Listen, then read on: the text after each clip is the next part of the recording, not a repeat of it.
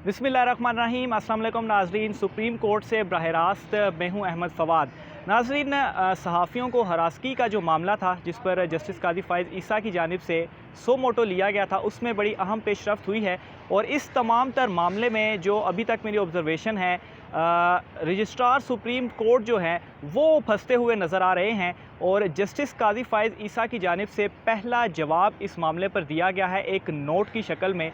और उस जवाब में रजिस्ट्रार सुप्रीम कोर्ट के ऊपर ऐसे सवालात उठाए गए हैं जिससे रजिस्ट्रार सुप्रीम कोर्ट फंसते हुए नज़र आ रहे हैं। और ऑब्वियसली एक नेगेटिव इम्पैक्ट आप कहें या सवालात कहें, वो उनके ऊपर उठना शुरू हो चुके हैं। जस्टिस कादी फ़ाइज़ ईसा की जानिब से क्या नोट लिखा गया उसकी डिटेल मैं आपको बताता हूँ, उससे फिर आपको मालूम हो जाएगा कि रजिस्ट्रार सुप्रीम कोर्ट जो हैं वो किस तरह से इस मामले में फंसते हुए नज़र आ रहे हैं।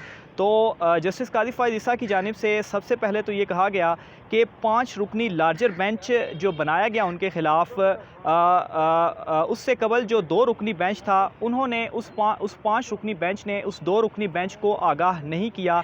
इसके अलावा ये भी कहा गया कि आईन पाकिस्तान में सुप्रीम कोर्ट के मुख्तलिफ़ दायरा इख्तियार समात में दर्ज हैं। सुप्रीम कोर्ट का ऐसा कोई दायरा इख्तियार नहीं कि वो अपने ही बेंच के अमूर की मॉनिटरिंग शुरू कर दें। यानी कि वो ये कहना चाह रहे हैं कि ये जो कुछ 5 रुकनी बेंच की जानिब से किया गया ये बिल्कुल गलत था। इस तरह से उनके पास इख्तियारात नहीं है कि वो ऐसा कर सकें। मज़ीद वो ये कहते हैं कि 5 रुकनी मोजिज़ बेंच को ये मुकदमा सुनने का इख्तियार भी नहीं है।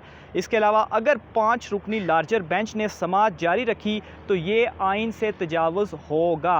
यानी कि जस्टिस कादी फ़ाइज़ ईसा ने ना सिर्फ रजिस्ट्रार बल्कि ये जो बेंच बनाया गया है अपने ही जो कायम मकाम चीफ़ जस्टिस साहब हैं उनके ऊपर सवालात उठाए कि एक गैर आइनी तौर पर उन्होंने ये बेंच बनाया और आइन से तजावुज़ जो है उनकी जानिब से किया गया।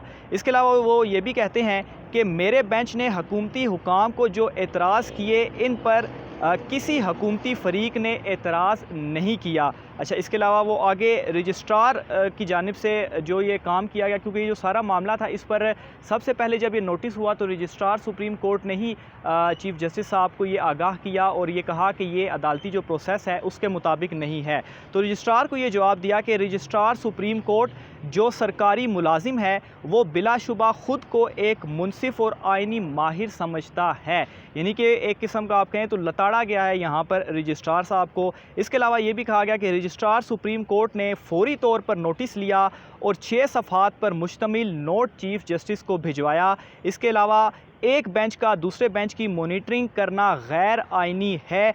हर चीफ़ जस्टिस कायम मकाम चीफ़ जस्टिस या जज हल्फ के तहत अपने अमूर आइन के तहत सर अंजाम देने का पाबंद है। इसके अलावा नाज़रीन, माजी के भी उन्होंने अपने मतन में हवाले दिए और चीफ़ जस्टिस साकिब निसार साहब जो थे उनके हवाले से भी उन्होंने एक सवाल उठाया और ये कहा कि माजी में साबिक चीफ़ जस्टिस साकिब निसार ने समाअत के दौरान बेंच में मौजूद अपने ही जज को निकाल कर नया बेंच तश्कील दिया, जिस पर जो जस्टिस मंसूर अली शाह थे शायद उनको निकाला गया था। तो बाद में उन्होंने इस पर अपना अलहदा से हुक्मनामा जो है वो जारी किया, लेकिन साबिक चीफ़ जस्टिस साकिब निसार के इस मामले पर ताहाल गौर नहीं किया गया। इसके अलावा नाज़रीन, वो ये भी कहते हैं अपने मतन में कि चीफ़ जस्टिस ये तयन नहीं कर सकते कि कौन सा केस किस बेंच में मुकर्रर होगा।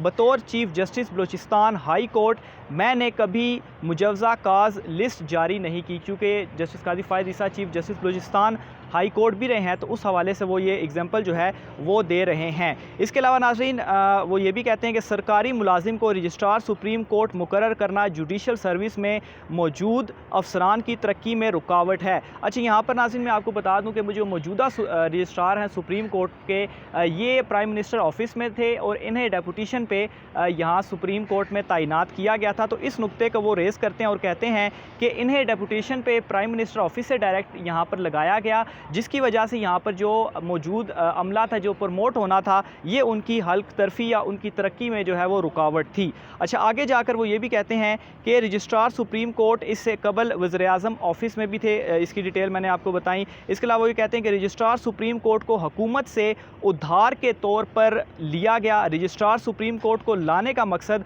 हुकूमती दिलचस्पी के मुकदमात फौरी फ़िक्स करना थे। तो ये नाज़रीन मामलात यहाँ पर मज़ीद बिगड़ते जा रहे हैं, क्योंकि ये जो नोट है इस पर खासे ना रजिस्ट्रार सुप्रीम कोर्ट के ऊपर सवालात और फिर हुकूमत के ऊपर भी यहाँ पर सवालात अब उठाए गए हैं कि हुकूमत इनको यहाँ पर इसलिए लाई कि वो अपनी दिलचस्पी के केस खाली यहाँ पर फिक्स करा सकें। इसके अलावा ये कहते हैं कि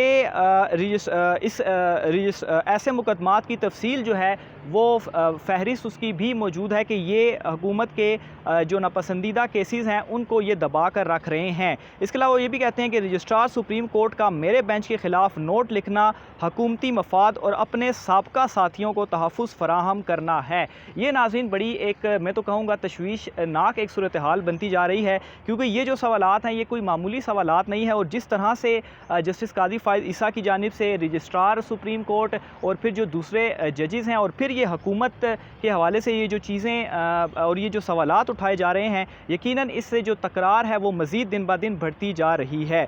इसके अलावा नाज़रीन मज़ीद आगे वो ये भी कहते हैं कि अज़ खुद नोटिस के इख्तियार से मुतल्लिक 9 रुकनी बेंच का फ़ैसला मौजूद है।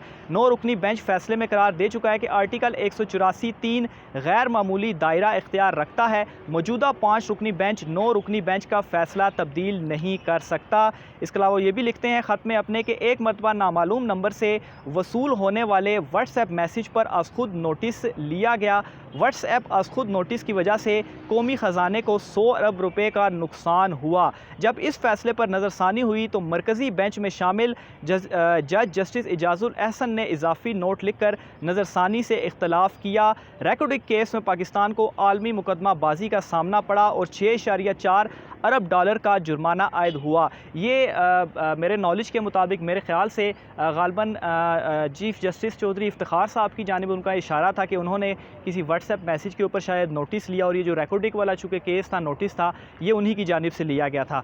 अच्छा, इसके अलावा आगे मज़ीद वो ये भी कहते हैं कि ये जो मौजूदा केस है, इस केस में जल्दबाजी में गैर आइनी हुक्मनामा जारी किया गया और चीफ़ जस्टिस बेंच से उठकर चले गए। अच्छा, ये मज़ीद आगे किसी और केस के हवाले से जो है वो कह रहे हैं। तो नाज़रीन मामलात इस हवाले से ये भी मैं आपको बताता चलूँ कि आज की जो कोर्ट की प्रोसीडिंग हुई है उसमें जो मेरी एक ऑब्जर्वेशन भी रही है कि जो अटॉर्नी जनरल थे उनकी जानिब से जो दलाइल भी दिए गए तो वो भी इस तरह से इशारा देते रहे कि शायद ये जो कुछ 5 रुकनी बेंच की जानिब से ये नोटिस लिया गया, इस तरह से मामलात को नहीं होना चाहिए था। बहरहाल इस मामले के ऊपर मज़ीद जो कार्रवाई है, जो समात है, वो कल होगी। उस हवाले से क्या डिटेल्स होती हैं वो भी आप तक पहुँचाता रहूँगा। लेकिन ये जो तकरार है जजिस की आपस के दौरान और अब इस सारे मामले के ऊपर ये जो रजिस्ट्रार सुप्रीम कोर्ट की एंट्री हुई है, ये सूरत हाल को मज़ीद जो है वो बिगाड़ता जा रहा है। और ये जो क्वेश्चंस रेज़ किए गए हैं ख़ास तौर पर उनकी तैनाती के ऊपर, तो ऑब्वियसली इन तमाम चीज़ों से रजिस्ट्रार सुप्रीम कोर्ट में